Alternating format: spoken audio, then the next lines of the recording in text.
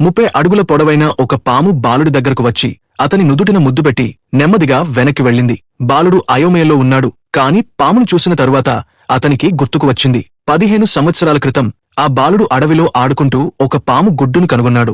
అతను రహస్యంగా దానిని ఇంటికి తీసుకెళ్లాడు. ఒక చిన్న పాము పొదిగే వరకు జాగ్రత్తగా చూసుకున్నాడు. బాలుడు చాలా సంతోషించాడు. కాని అతని తండ్రి ఆ పామును కనుగొని దానిని చంపాలనుకున్నాడు. ఆ పామును రక్షించడానికి బాలుడు పారిపోయి ఆ పామును మళ్లీ అడవిలో విడిచిపెట్టాడు.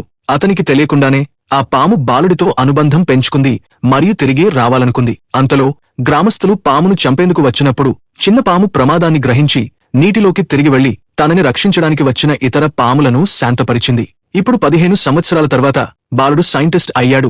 మానవులు చనిపోకుండా ఉండే మందు తయారీ మీద రీసెర్చ్ చేస్తున్నాడు. అందుకోసమే అదే అడవిలోకి తిరిగి వచ్చాడు. ఇప్పుడు పూర్తిగా పెరిగిన ఆ పాము తన బాల్య స్నేహితుడిని గుర్తుపట్టి అతనిని స్వాగతించడానికి వచ్చి ముద్దు పెట్టింది.